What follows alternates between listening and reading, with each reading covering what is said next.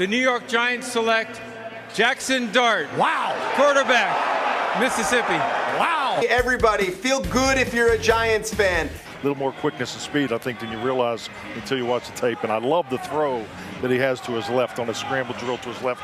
Not only did you get Abdul Carter, who was the first player on a lot of people's boards overall. They don't take a quarterback with the third overall pick, but they trade back into round one, pick number 25, and they get their pick. You also manipulated the draft board in such a way where you didn't give up a bounty of picks to go get your quarterback. All right, ladies and gentlemen, welcome back to the channel. We're talking about the New York Giants in today's video. Now it's Friday afternoon. It's the middle of July. We're just going to go off the dome for this video. But the premise of it is because I was just reading an article. I think it was on Bleacher Report. They were doing pre-training camp power rankings for all 32 teams in the National Football League. And you know, to nobody's really surprised, the New York Giants came in at 30. I get it for a team that, you know, won 3 football games.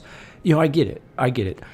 But I don't think they're anywhere close to the third worst team in the National Football League. In fact, I really do think this team will be somewhere around 500 this upcoming year.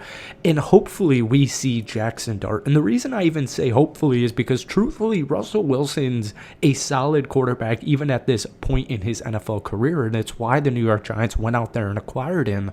But, you know, I watched a lot of Steelers games last season. Steelers are a big fan base I have on this channel. And so it was a really interesting situation in general where, you know, Russ comes in, they trade for Justin Fields, and then Russ gets hurt in training camp, and Justin Fields starts the first 6 games. And when Russell Wilson came back healthy, the Steelers continued to win. You know, the Steelers were like 10-2, a little over halfway last season. Maybe it wasn't exactly 10-2, but it was somewhere around there. And then in the final 6 games of the regular season and their one playoff wildcard loss, the offense and the defense both just kind of stagnated. But when I look at the Steelers roster last year and the Giants roster this year, I do think his receiving core is way, way better than what they had in Pittsburgh. And, you know, really outside of George Pickens, there wasn't much there. So when we look at the New York Giants offensive weaponry, you have Malik Nabers, who's about to become an undisputed top 10 wide receiver in the National Football League. You got Mr. Big-Time Catcher, Big-Time Gamer, Darius Slayton. And this is kind of where it comes in. So you can equate George Pickens to Malik Nabers. Excuse me. And then wide receiver 2 for Pittsburgh last year was like Van Jefferson. Excuse me, I was talking weird. Malik Nabers, George Pickens. And then you had Van Jefferson, and that was wide receiver number 2, and it was also kind of Calvin Austin in the third.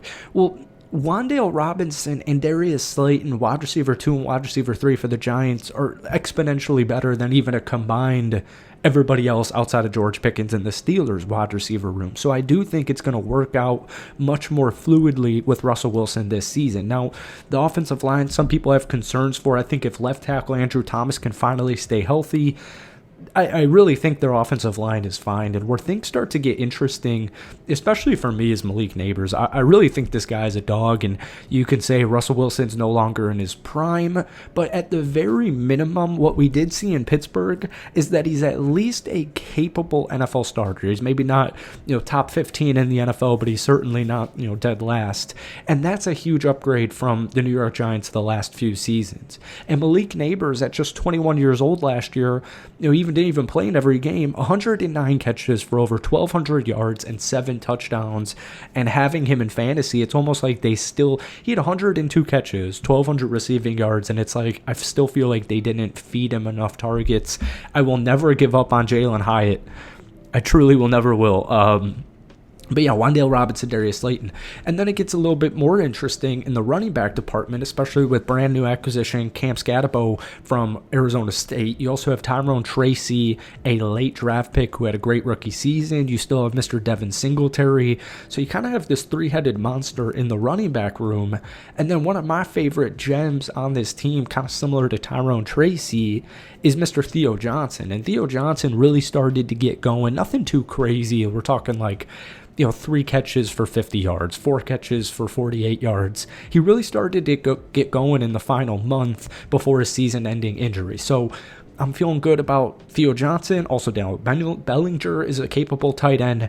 So offensively, maybe it's not going to be too crazy, but it should be enough to keep this team in it, at least until we get towards the winter seasons. And then either the New York Giants are competitive or they're no longer competitive and they give the reins to Jackson Dart. But that's kind of my whole ethos here is, I'm not concerned. Like, yeah, I get it. Brian Dable's on the hot seat. Your GM's on the hot seat. GM should be on the hot seat, but I think Brian Dable with his quarterbacks, it's going to be just fine. But like I said, the kind of saving grace, no matter how the regular season goes with Russell Wilson, is you still have your franchise quarterback, or hopefully your franchise quarterback in Jackson Dart. So it would be crazy if Russ even stayed healthy for a full season, and it would also be crazy if he played a full season because of the Giants' competitiveness. So we'll see Jackson Dart more than likely this upcoming season, and even like I said, even if it's a losing record and the season's not going as you want it to and you're not going to make the playoffs, at least you have Jackson Dart. And then we have to talk about the defense, because this is really a big reason I think the Giants are a lot more competitive than people really give them credit for. This was a sneaky good pass defense last season that only got better with Paulson Adebo and Javon Holland. Obviously, their first draft pick of the night, Abdul Carter, the best defensive player in the draft. The guy's an animal.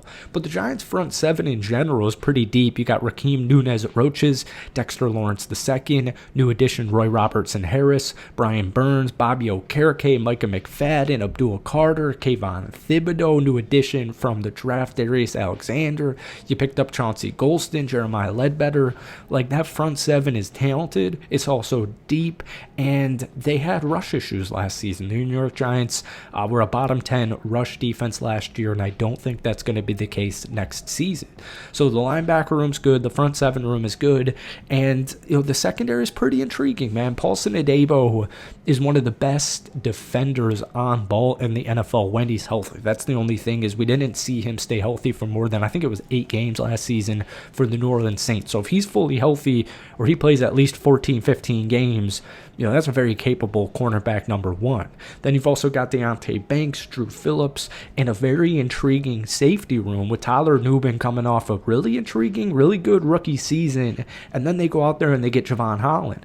Now, the reoccurring theme here with those two players in the defensive back room that we just mentioned, Javon Holland and Paulson Adebo, is they're coming off down seasons. Now, like I said, Paulson Adebo's coming off a down season in the sense of he was injured for over half of it. So his value went down. They were able to get a very good value move picking him up. Javon Holland's just off a bad season. And if you look at the Miami Dolphins' entire last year, 2024, it's hard to find too many bright spots offensively or defensively. That team was a complete and utter mess all of last year. So Javon Holland, still young, entering a new contract.